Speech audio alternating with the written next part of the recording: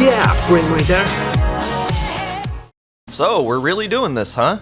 Alright, but this'll be a bit different from last time. Really, it's just the remaining trivia that I had written down, and a few other general summaries. As such, we'll be sticking with Classic this time, but I will make the effort to demonstrate comments relevant to their release. Here's something I forgot to mention last time: Serious Sam's voice actor. How did John J. Dick get his famous role? It starts with him playing the original public test, and really enjoying it. Considering the absence of a voice, he reached out to Crow Team about providing one for the character.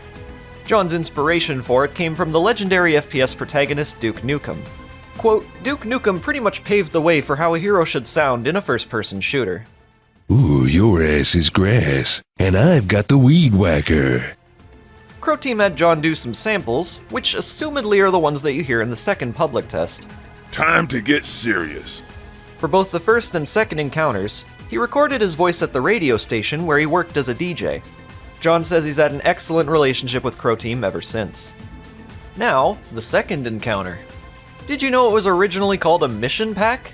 Serious Sam Early Missions, to be precise. Yep, Crow Team was gonna make a prequel the very first chance they got. But as we know, they decided to continue the story with the second encounter and eventually third encounter. Scratch that, it was replaced with Serious Sam 2, which is, like the second encounter, more of an obstacle in Sam's pursuit of defeating Mental. Ever since Serious Sam 2, we've had nothing but prequels, the major events of which I've already featured, so check those out if you haven't seen them yet. Sometime during the creation of this game, Crow Team rented a bigger office. It was helpful not only for developing their new game, but also to give more space to the team working on the original Xbox port. You might think the second encounter is functionally the same as the first, but not exactly. They've made some improvements to the engine, and changed some in-game properties, like adding weapon immunities to certain enemies. Second encounter also introduces enemy scattering and attack tactics as a new feature. It was designed to make enemies harder to kill. This was a controversial addition. Some thought it varied the combat, while others found it annoying. I used to hate this myself, though after revisiting the game just now, I do find that it makes the less intense battles more interesting. One idea that went scrapped was to have a metallic clear skeleton. It would use the same model, but had metallic skin, was a little bigger, had 10% more speed, and didn't pause after attacking you. The player would have to blow them into pieces, else they'd rise after 3 seconds. Pretty intense! This clear was meant to return in Serious Sam 2, but was once again scrapped. Something else meant to return at a later date was a freaking mortar cannon attached to Sam's back. Or so says a Shack News interview. They scrapped this to reserve it for the third encounter, apparently. And well, you know. Honestly, it's hard to know whether Crow Team was joking about this or not. They would often do so around the time. Nonetheless, it's at least a thought someone had at Crow Team, so does that count for anything? Various animal NPCs were planned. Condors would circle above in the sky, while piranhas would be used to keep the player from wandering too far in the water. There would also be birds that the player could shoot if they were quick enough. Wildlife was actually planned to be included even earlier than Serious Sam's Alpha in their In the Flesh concept. They even planned for these in Serious Sam 4. The closest we seem to have gotten to this were chickens in Serious Sam 2. The box art for Second Encounter was an internal topic of debate. We have this one mysterious photo which is likely the first attempt, then we have this near final which was sent to Crow Team. They had a number of criticisms about it, though unfortunately the game was running out of time, so it ended up being shipped without many changes. Second Encounter was then released in 3 different forms of packaging. There's a rare big box, a more common small box, and individual jewel case copies. This might vary for international releases though. Now then, let's move on to the story. In First Encounter, the game ends with Sam taking flight in the SSS Enterprise to approach Mental.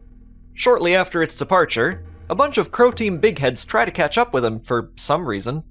They accidentally crash into the Enterprise, causing Sam to plummet back to Earth.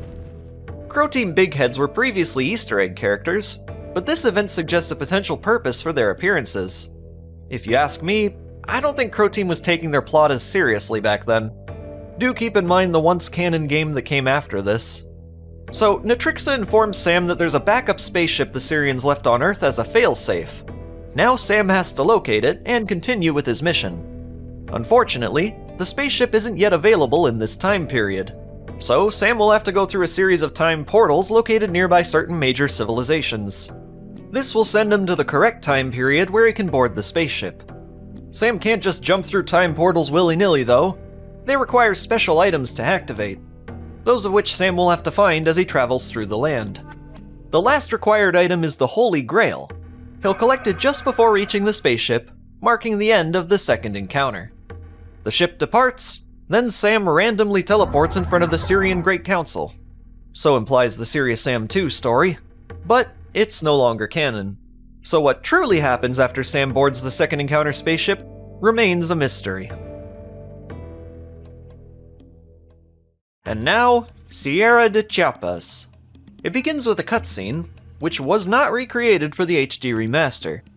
Croteam planned to add it in an update, but this never happened. Instead, they would finally release it in the 2017 Fusion build, given to existing owners as a free upgrade. When the Croteam big heads crash into the SSS Enterprise, Sam identifies the land below as Egypt. Going down where pyramids? Egypt! Egypt! No, not Egypt again! However, you actually land in Mexico. Speculation is that Sam was mistaking the Mayan pyramids for Egyptian pyramids. Despite the game beginning in South America, the original plan was for Sam to visit the game's second location, Babylon, first. After falling from the spaceship, you land in a giant pool of water. Descend further to find a secret rocket launcher. It's awfully far down there. In Serious Sam's Alpha, there was to be an actual power-up that lets Sam breathe underwater. I suppose instead of that, Croteam gave Sam a massive lung capacity. As you ascend, try blowing up that dock and it'll say boom. At least in Classic. Future releases of the game didn't bother to include this very important text. Head backwards from the pool to find a small area of land. On it, Sam makes a call to Duke Nukem. At least, he tries to. Blondie, is it you? No, it's Jones. Ah, when will he come? He will come when he's done, boy.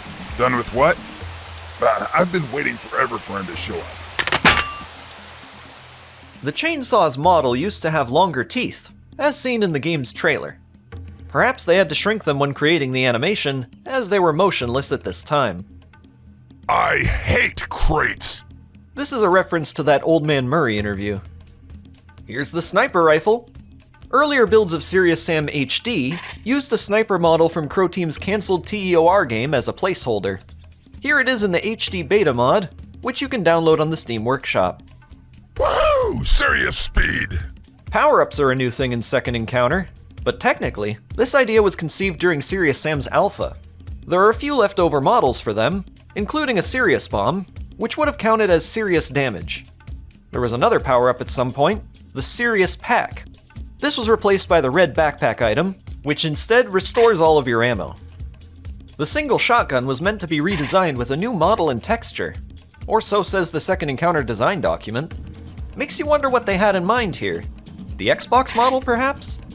Speaking of models, check out this ancient screenshot of the Second Encounter where Sam's holding a very different model of the flamethrower. It's the chainsaw freak itself, the Cucurbido. Did you know that was its original name? Chainsaw Freak? So then, what's a Cucurbido, you ask? Well, it seems to be a play on the word cucurbita, which is the scientific name for pumpkin squash. And here's another new contestant, the Zumble, which were once pink in coloration. Not trivia, but long ago I thought the Zumble was a fat caveman with a giant mustache. Kinda looks like one, doesn't it? And the sounds they make? I just figured it had congestion problems. This infamous trap here once used floating balls instead of giant pillars. In Classic, you can use the flamethrower at point-blank range to kill electrofish underwater. Not a great idea, though. Sierra de Chiapas was combined with the following Valley of the Jaguar level in the official demo. There were a few design changes as well, likely to show off the engine features. Sierra de Chiapas was split into 2 levels in the Xbox port, with the second half called Catacombs. Numerous other levels were split in Second Encounter, yet in the First Encounter portion, only Karnak was. Speaking of the Xbox, have you ever seen these concept cover arts for the game? They, like the final cover, were created by artist Daniel Lish. There was another by a different, unnamed artist, which can be seen held by some Gunars in the game's first cutscene. Now we're led into the Valley of the Jaguar. Heads up though, most levels in the game Forthcoming don't have much trivia. There are a lot of fun, wacky secrets to find though. Atlassian rallied up nearly 50 noteworthy ones, and yeah, these could all be discussed, sure, but it goes beyond the scope of what I'm willing to do for this video. I'd suggest looking up an All Secrets video for that. Yeah! Originally recorded for and used in the first encounter, John J. Dick said this line was just him screwing around in the studio. Crow Team really liked it though, and ever since, it's been a recurring line in the series. Behold the Serious Bomb, an item Crow Team's neglected for a long time now. This is the ultimate weapon, killing everything in sight upon detonation. In Classic, you activate it by pressing number 0. However, all future releases gave it its own weapon slot. There's an invulnerability power-up behind you once exiting the tunnel. Blowing up the piece of land it sits on was meant to register in-game as a secret. However, the trigger to do so isn't targeted by anything. Ooh, a shadow hallway.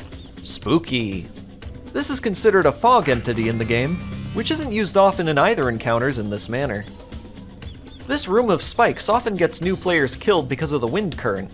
It's actually designed so that holding forward and looking straight will always result in a successful pass.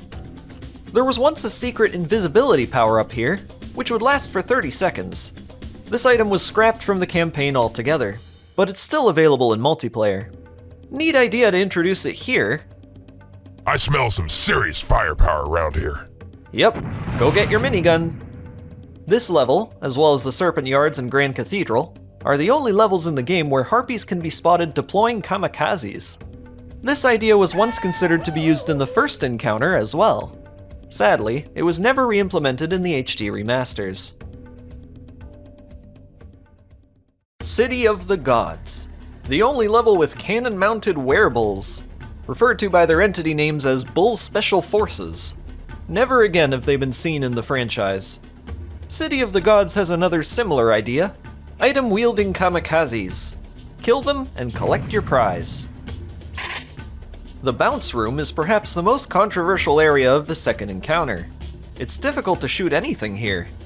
My suggestion is always to use the flamethrower, but even then, it's not easy.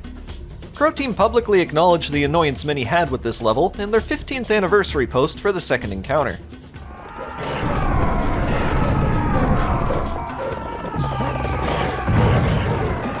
Note the Doppler effect here, which is when sound raises or lowers its pitch due to the distance. This existed in first encounter as well, but there were less opportunities to notice it. Serpent Yards. Bloody, nipples, reptiloid. This isn't significant, nor is it trivia, but for many years in the past, if you were to look up Serious Sam on Google, you would always see this image within the first results. And it just looks like the dude's bleeding from his nipples.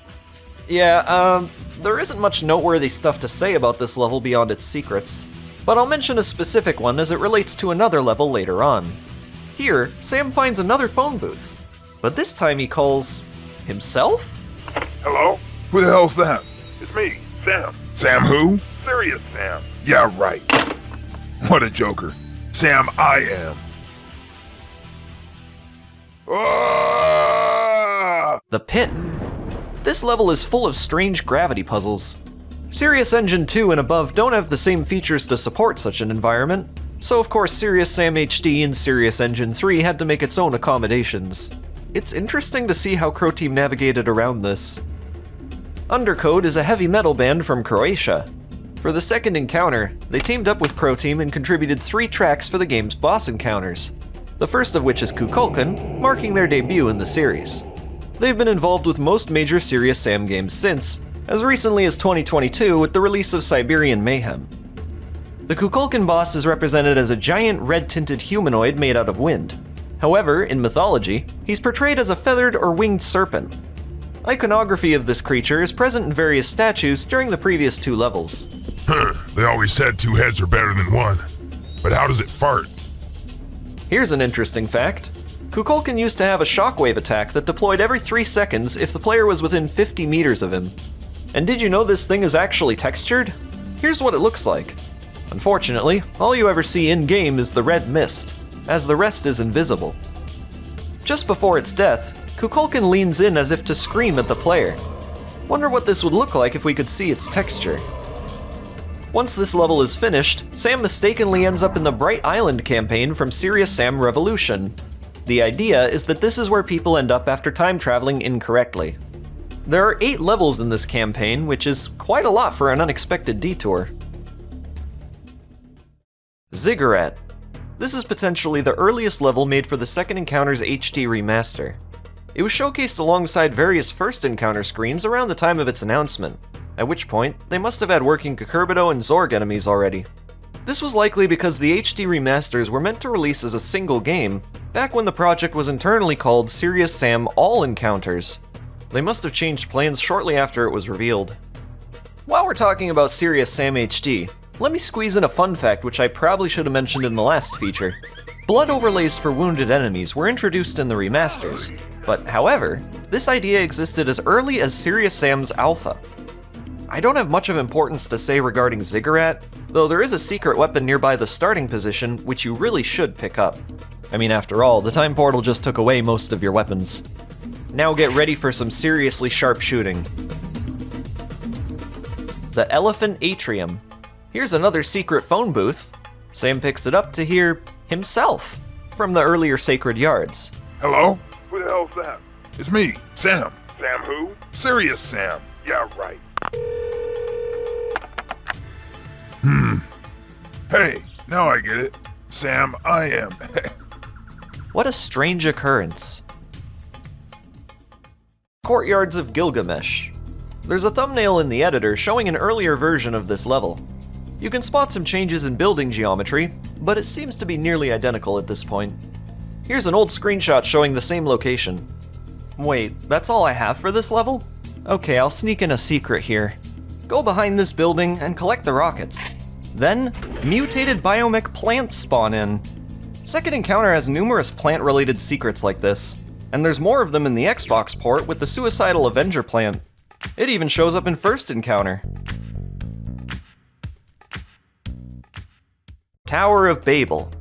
This level was reconstructed from the alpha level called Babylon Temple. The Babylon Temple was later reused again in the 2012 DLC Legend of the Beast.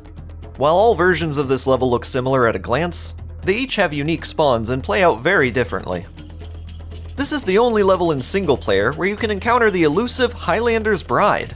It's found using the Round 2 secret, where you walk around the building for a second time. Check this out. If you blow up this pillar here, you get one of the best secrets in Serious Sam history. Remember the final battle from the First Encounter? Well, I guess it all happened in this recording studio? Because should you shoot yourself below, you immediately die. Man, the timeline is weird in Second Encounter, though maybe I'm thinking too much into this one. The Citadel. Once again, you're down to the bare essentials, so blow up this door here and collect the double-barreled shotgun to save you from the trouble ahead. Here we've got some early screenshots of the level, demonstrating a different presentation to the landscape. Chances are it only looks this way because it's unfinished, but it's interesting to see no less. Alright, hear me out because I have to quickly explain something. You know how on the Second Encounter box it says includes Seriously Warped Deathmatch 3.0? Warped Deathmatch is a mod that roots back to the First Encounter.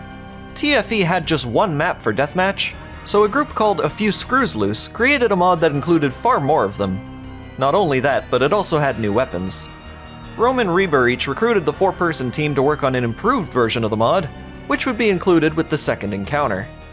In the classic re-release known as Serious Sam Revolution, they included 2 weapons from the Warped mod in the campaign. However, they're only available as secrets. Blow up this illuminated platform here to collect the Plasma Thrower. It shoots explosive projectiles, a bit like Serious Sam 3's Devastator weapon. It also includes a secondary fire that resembles a shotgun. Just for curiosity's sake, here's what the Plasma Thrower looked like in the First Encounter mod. Sure was an ugly thing. Man, it's cold. My balls are like shriveled marbles. Land of the Damned. This level's layout was originally designed for the First Encounter under the name Terrain and Lava Caves. It would take place before the Alley of the Sphinxes. Huh, maybe that would have better explained how Sam ends up in the middle of nowhere. Remember the Highlander's Bride? You can find her again in this level, but only in cooperative multiplayer. And remember the Warped mod? The second weapon, the Mark IIB mine layer, can be found in this level above the lava cave entrance. This weapon's considered the precursor to our beloved Mark III grenade launcher. Although technically, it's an evolution of the first encounter warped weapon, the projection rifle, which looked like this. So what about Revolution's secret Ghostbuster? Can you collect it in the second encounter? Unfortunately not, but there is still a way to use it. You'll need to perform a single campaign run starting from the first encounter, collecting the Ghostbuster in Alley of the Sphinxes, then waiting until you find laser gun ammo in the second encounter. Oh, and since I didn't show this last time, here's the weapon's original blueprint. Serious Sakor had a lot to say about this level, which I'd like to recite, as it also reflects how I feel about this incredible journey. I love the aesthetics in Land of the Damned. It's a snowy wonderland surrounded by towering mountains, light snowflakes gently falling to the ground, followed by a deep dive into ominous lava-filled caves, with magma shooting constantly from the small volcanoes below, climaxing in a giant ice rink with a fortress in the center. This level is the best penultimate stage in the series, bar none. It's deserved to mention that Serious Sakor did an excellent job in his Seriously Stupid remaster, restoring a lot of the original flair and depth from Classic into the HD level. When exiting this level on the original Xbox port, in a cutscene, Sam escapes on a sleigh of clears. There are a lot of great cutscenes in this port, plenty during the second encounter. I suggest looking up an all cutscenes video on YouTube as there's a bit much to point out individually.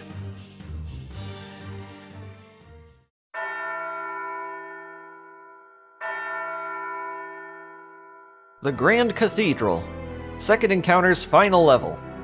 This was once planned to take place in the Garden of Eden. It would have many trees, plants, pools, fountains, and gardens, of course. Here's a famous secret, the Embryo Museum. You can access it by blowing up this discolored wall. On the left and right side, we see lifeless models of Uxon III, but in the middle, something else. The Wikia describes it as a huge question mark with horns and 4 arms. The running theory is that these are all Uxon 3 clones, with the one in the middle still being created. Nobody's 100% sure about this. However, 2 Uxon 3s were meant to show up in the background of the final level of Serious Sam 2, and this may have some sort of connection, but whatever that meant, they were removed before release. The Church of Sacred Blood is likely inspired by the Zagreb Cathedral in Croatia. Some other towers more closely resemble its design, though from what I understand, there are quite a few like this across the world.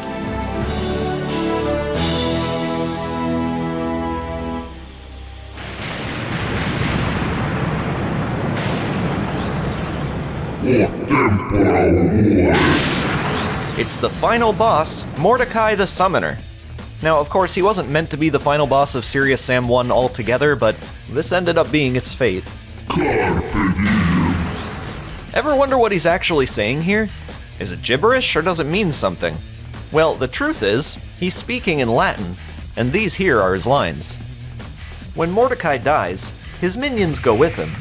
This includes kamikazes, which remarkably do not blow up in this case.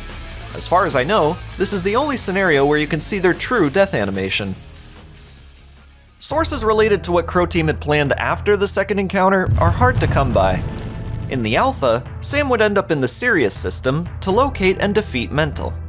We can at least assume that to be what the third encounter would achieve, and technically speaking, we get awfully close to that in the once-canon sequel Serious Sam 2. However, they decided not to end the story there, and once more, Sam takes off in a spaceship. We don't have a clue what was supposed to happen next. Had they adjusted the events and story a bit, Serious Sam 2 could have been the game where Sam truly defeats Mental. Makes you wonder if that was the original plan.